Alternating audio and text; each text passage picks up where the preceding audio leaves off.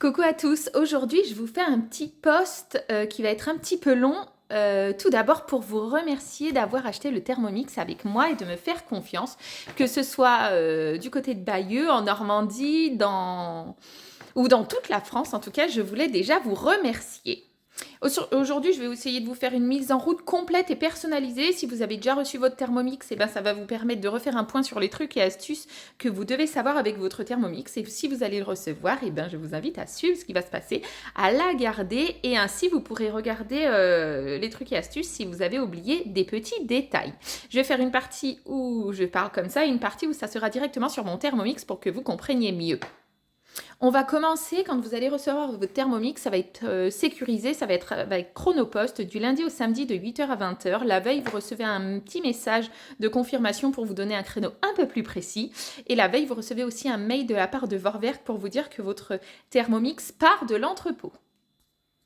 Du coup, vous le recevez, vous le déballez en douceur et vous gardez le carton, surtout si vous avez la place. Si vous ne l'avez pas, eh ben, vous le jetez. Et si jamais il y a quoi que ce soit sur votre Thermomix, ils vous renverront un carton, rassurez-vous. Donc là, on va commencer par la connexion et les premiers réglages. Quand vous allez recevoir votre Thermomix, ça va pas être la page d'accueil. Il va y avoir les premiers réglages. D'abord, il va falloir le connecter au Wi-Fi. Il va s'inscrire automatiquement. Moi, je suis obligée de faire l'effort d'aller sur le Wi-Fi pour vous montrer parce que je l'ai déjà connecté. Mais vous, il va s'inscrire automatiquement au Wi-Fi. Il va reconnaître le Wi-Fi de chez vous. Moi, pour le coup, c'est SFR nanani nanana. Il suffira de cliquer dessus et de mettre le mot de passe de votre maison. D'accord? Une fois que c'est enregistré une fois, il n'y aura plus besoin de le renseigner. Il se connectera automatiquement. Pour Cookidoo, c'est pareil, il va vous le demander une fois. Là, moi, je fais l'effort encore une fois d'aller dessus parce que je suis déjà loguée. Mais vous, il y aura un encart. Vous serez obligé de mettre votre adresse mail et votre mot de passe. Si vous n'en avez pas encore créé un, je vous invite à le faire sur votre ordinateur ou sur votre téléphone. Vous pouvez télécharger l'application Cookidoo. Et après, vous avez votre abonnement. Vous pouvez suivre l'évolution jusqu'à quand il est actif, votre abonnement. Et vous n'avez plus rien à toucher. Pendant que je suis dans les paramètres, j'en profite pour vous montrer comment personnaliser votre Thermomix. Moi, quand je l'allume et que j'arrive sur la première page, il me dit « Amusez-vous, Jenny Mix ». Du coup, ça, je l'ai personnalisé. Je vais dans le menu, je vais dans le profil et là, je vais encore dans « Profil ». Modifier le nom, vous pouvez mettre à votre convenance ce que vous voulez. D'ailleurs, je vais enlever ça. Et ainsi, quand votre Thermomix s'allume, il vous met toujours votre petit nom personnalisé. En ce qui concerne la plateforme, là, la plateforme Cookidoo, c'est ce que vous avez là. Il y a environ 12 000 recettes et vous bénéficiez régulièrement de grosses mises à jour pour optimiser, pour simplifier l'utilisation de votre Thermomix. Si vous avez besoin de plus de guides, vous pouvez aller aussi dans tutoriels et aides. Et là, dans les tutoriels, vous avez plein de petites vidéos qui sont faites pour bien vous apprendre comment vous en servir avec les recherches Cookidoo. En plus de ce que je vous présente, vous n'hésitez pas à aller dans les petites vidéos qui sont faites ici, comment filtrer dans Cookidoo, l'aperçu des recettes et tout, et tout, et tout. Je vous laisserai le soin de le faire en autonomie. Notamment, je ferai une autre vidéo pour optimiser l'application Cookidoo, sinon ça va être vraiment trop long. Ensuite, je vais vous parler du couvercle et du petit capuchon qui maintenant se présente de la sorte. Des fois, vous allez me dire, il tient pas mon capuchon. Bon, là, moi, pour le coup, il tient, mais des fois, vous allez me dire ça, c'est normal. C'est que vous avez un petit joint que vous pouvez d'ailleurs désadapter pour laver mieux. D'accord? Et pour le réadapter, quand vous le réadaptez, vous faites bien attention parce qu'il y a des petits trous dans votre gobelet. Et il faut que une des petites billes qui est sur le joint soit bel et bien dans le petit trou, sans quoi il tiendra moins bien. Regardez, là, c'est parfaitement posé. Je ne sais pas si vous voyez très bien, mais en tout cas, la petite bille est dans le trou. Donc là, il n'y a pas de risque que mon gobelet tombe. Si toutefois, à un moment, au cours de la cuisson, il se désadapte, c'est normal, c'est qu'il y a trop de vapeur dans votre Thermomix. Automatiquement, il vient se soulever pour laisser diffuser la vapeur. C'est tout à fait normal. Maintenant, un petit topo sur la spatule. Je ne sais pas si vous avez vu, elle a changé. Elle est beaucoup plus grande et beaucoup plus ergonomique que pour le TM6 et les précédents. Vous avez une forme de couteau japonais qui va vous permettre de racler efficacement les parois de votre bol. D'accord? Il va aller jusqu'au bout sans le faire de nombreuses fois. Un seul et même passage. Ensuite, pour retirer le panier cuisson, qui est ici, le panier cuisson, la petite collerette qui est ici et la petite collerette qui est là, on vient le mettre dedans. On tire un petit peu et vraiment, il est beaucoup plus statique qu'auparavant. Pour le désadapter, pareil, soit vous êtes sur le plan de travail et vous le poussez en avant, soit vous le faites à la main, mais s'il y a des choses dessus, c'est pas très agréable. Moi, souvent, je le pose dans l'évier et le fait de le pousser en avant, je pousse juste ma spatule vers l'avant, il se désadapte et c'est tout bon. La petite collerette du bout, elle va vous permettre d'ouvrir votre panier sans vous brûler. Ok? Elle vous ouvre, ainsi il y a moins de risque de brûlure. Ensuite, la petite encoche sur le côté qui va vous permettre de le poser sur le plan de travail. On va dire que c'est mon plan de travail, sur le plan de travail sans salir le plan de travail. Une petite collerette qui a tout son intérêt. Et une dernière chose, au niveau de la spatule, vous avez une encoche ici. Ça va être pour enlever les pâtes. Par exemple, vous faites une pâte à pain. Vous enlevez le plus gros comme ça. Et ensuite, vous retournez votre Thermomix. Vous venez prendre l'encoche de votre spatule. Vous faites tourner et ainsi, ça va venir décoller ce qu'il y a sans mettre vos doigts comme ça, tout simplement. En ce qui concerne la spatule aussi, vous êtes nombreux à le faire et j'essaye de vous le dire au fur et à mesure. On ne tape pas sur le Thermomix comme ça pour enlever l'oignon qu'on a raclé, pour enlever la sauce et tout ça. On vient simplement glisser la spatule sur le bord. Si vous le faites comme ça, à l'usure, vous allez me dire, Jennifer, ma balance, elle déconne. Eh bien, c'est normal parce que la balance est dans les pieds. Et si vous ne faites pas l'effort de venir glisser en douceur votre spatule, au bout d'un moment, ça déconnera. Et une dernière chose, la spatule passe au lave-vaisselle. Moi, je le fais rarement parce que je m'en sers beaucoup et je trouve qu'elle est très facile de nettoyage. Mais en tout cas, elle passe au lave-vaisselle. Maintenant, je vous parle du slider. En effet, le Thermomix est équipé du slider intégré. C'est-à-dire que là, vous avez 2 pieds statiques et là, vous avez un pied qui vous permet de faire glisser votre Thermomix sur votre plan de travail. Alors là, ça ne va pas marcher parce que c'est sur du boule gomme pour la vidéo. Mais sinon, vous prenez votre Thermomix vers l'avant des 2 mains. Comme ça, vous le soulevez en avant et vous le faites glisser vers derrière. Et pareil pour le ramener vers vous. Ce que je vous propose, moi je le fais toujours, j'ai beau avoir un TM7, je le fais toujours, je mets un petit disque, 1 € à Action, un petit disque sous mon Thermomix et ainsi, parce que je le déplace beaucoup pour les démos sur mon plan de travail, et ainsi je trouve que c'est quand même nettement plus facile et ça évite de se casser le dos. Donc voilà, il est équipé du slider intégré, mais vous pouvez quand même mettre un petit disque en dessous pour plus de facilité. En ce qui concerne le fouet maintenant, il ressemble sensiblement au 6, il est quand même beaucoup plus robuste.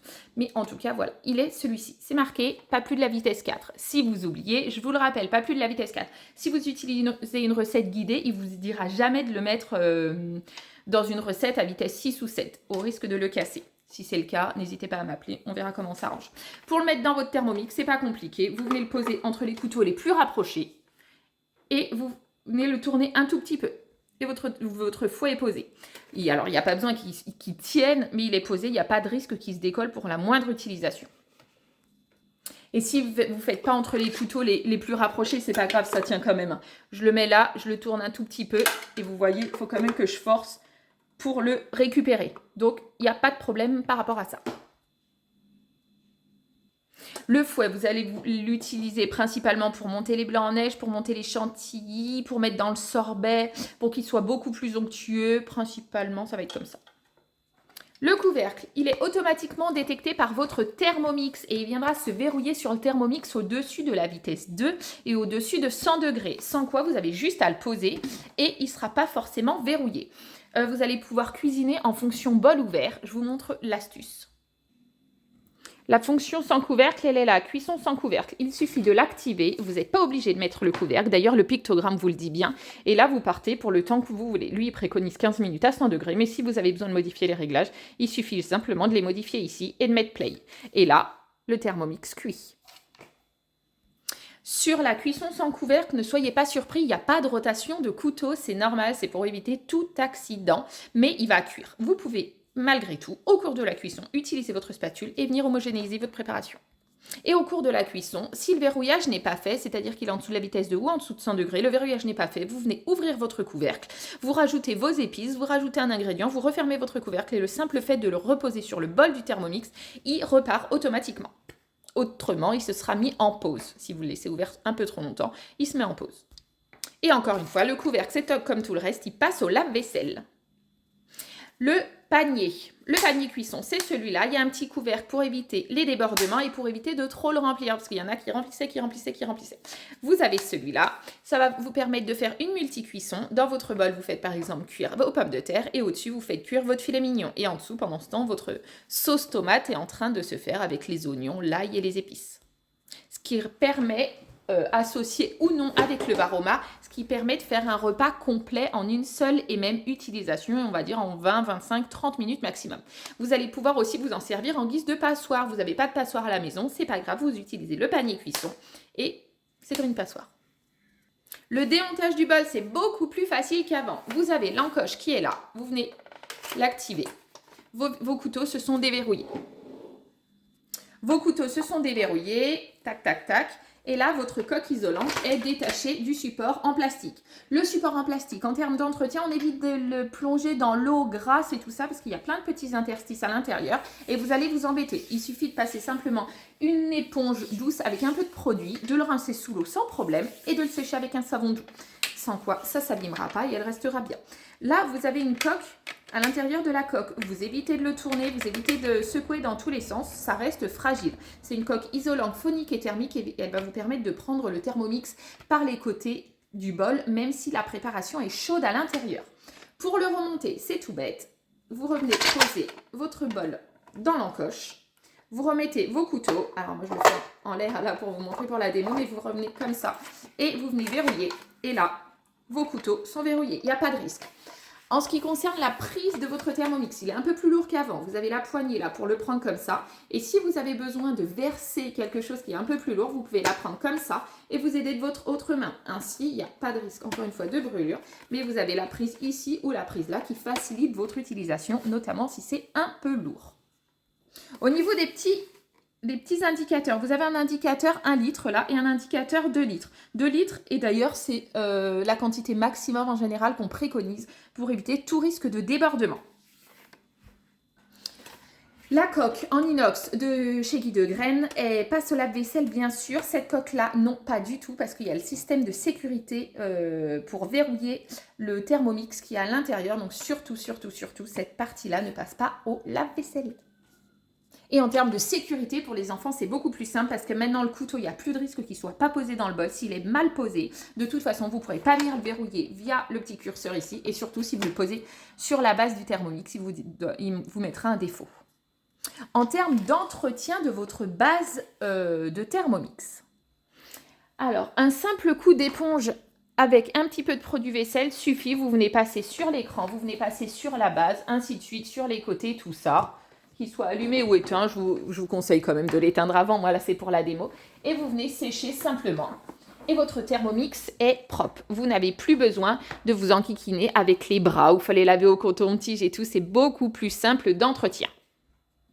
Au niveau de l'entretien de votre bol, vous avez aussi la fonction rapide. Vous arrivez sur cette page, vous allez sur vos petits couteaux et là vous mettez pré-nettoyage. En fonction de ce que vous avez cuisiné en amont, vous avez plusieurs modes qui vont vous permettre de l'entretenir. Si c'est express entre 2 recettes, vous pouvez mettre en mode express. Universel, c'est un peu plus long, c'est un peu plus fin en termes de nettoyage. Si vous avez fait le mode pétrin pour faire de la pâte à pain, une brioche, etc., vous utilisez ce mode et ainsi de suite. Si vous vous souvenez plus de ce que je vous ai dit, du fait qu'il faille rajouter 1 litre d'eau et une goutte de produit vaisselle, vous pouvez toujours afficher les conseils. Et là, il vous redit ce qu'il en est. Je cache les conseils.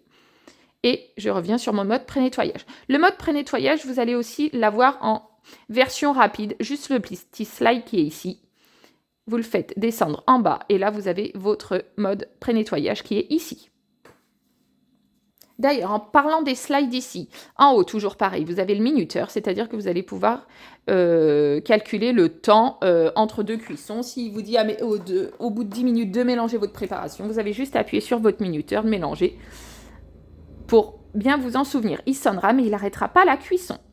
Vous avez également la fonction balance. Vous êtes en cours de cuisine, en cours de préparation d'une recette. Vous activez votre fonction balance, même si votre Thermomix est en train de tourner.